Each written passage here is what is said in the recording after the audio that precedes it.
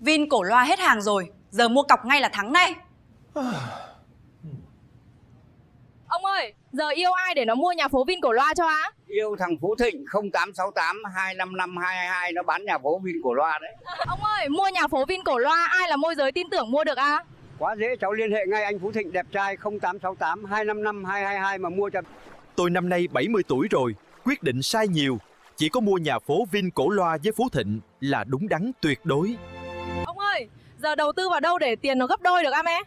Đầu tư Vin Đan Phượng với Phú Thịnh 0868 255 222 thì tiền sẽ gấp đôi đấy. Ông ơi, giá Vin Đan Phượng có 155 triệu một mét vuông hả ông bác? Đúng rồi, cháu rẻ bằng một nửa Vin Cổ Loa thôi mà mặt tiền toàn 8 mét, nhà có sân sau. Ông ơi, dân đầu tư đang chạy vào Vin Hậu Nghĩa Long An đó hả? Đúng rồi cháu, giá chỗ đấy rẻ có 5 tỷ một căn, tương lai tăng 10 tỷ đấy.